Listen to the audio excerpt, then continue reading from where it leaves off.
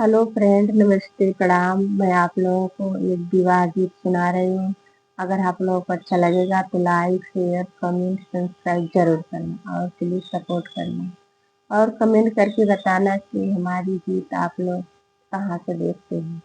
पहले पूरी गीत हमारी सुन लेना, फिर इसके बाद कमेंट करके बताना कि हमारी गीत आप लोगों को कैसी लगती है।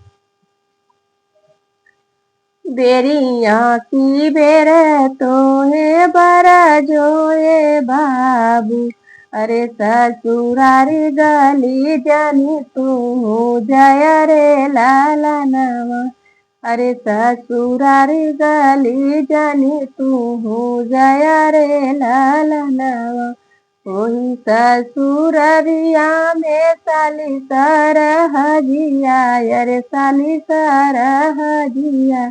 अरे सूरत देखाइली है भोर माई रे लाला नवा। अरे सूरत देखाइली है भोर माई रे लाला नवा। दिहा तुनी मैया हो काजू बदनिया। अरे काजू बदनिया। अरे मड़वे में देवची तराई रे लाला नवा। अरे मड़वे में देवची तराई रे लाला नवा।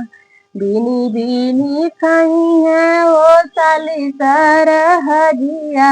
अरे साली सरहजिया। अरे गड़िया मेले बबाई ठाई रे लाला नवा। अरे गड़िया मेले बबाई ठाई रे लाला नवा। हेलो फ्रेंड, एक छोटा सा विवाह गीत था। आप लोग सुन के बताना कि हमारी गीत आप लोग कैसे लगे।